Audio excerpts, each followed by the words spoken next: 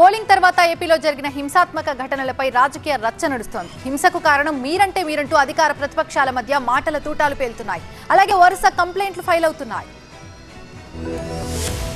ఎన్నికలప్పుడే కాదు పోలింగ్ తర్వాత కూడా ఏపీలో పొలిటికల్ ఫైట్ కంటిన్యూ అవుతోంది. పోలింగ్ తర్వాత జరిగిన హింసాకాండపై అధికార ప్రతిపక్షాలు ఫుల్ ఫైర్ అవుతున్నాయి. ఘర్షణలకు కారణం మీరంటే మీరే అంటూ విమర్శల దాడికి దిగుతున్న నేతలు ఎవరికి వారు వరుస ఫిర్యాదులతో పొలిటికల్ హీట్ పెంచుతున్నారు. రాష్ట్రంలో జరిగిన అల్లర్లకు కారణం పోలీసుల తీరే అంటూ విజయవాడలో రాజ్భవన్ కు వెళ్లి కంప్లైంట్ చేశారు వైసీపీ నేతలు. బీజేపీ, టీడీపీ నేతల డైరెక్షన్ లో పోలీసులు వ్యవహరించడం వల్లే అల్లర్లు చెలరేగాయంటూ గవర్నర్ కు ఫిర్యాదు చేశారు. అల్లర్లు, దాడుల వెనుక ఉన్న బాధ్యులపై తగిన చర్యలు తీసుకునేలా ఆదేశించాలని గవర్నర్ ను కోరారు వైసీపీ నేతలు. ఇంకా ఏం చేద్దామని, ఎన్ని ప్రాణాలను హరిద్దామని, ఈ ఆంధ్ర రాష్ట్రాన్ని వల్లకాడి చేద్దామని భారతీయ జనతా పార్టీ, తెలుగుదేశం పార్టీ కలిసి ఏం చేద్దాం అనుకుంటున్నారు? అంటే 4వ తారీఖు లోపు ఈ రాష్ట్రాన్ని వల్లకాడి చేద్దాం అనుకుంటున్నారా?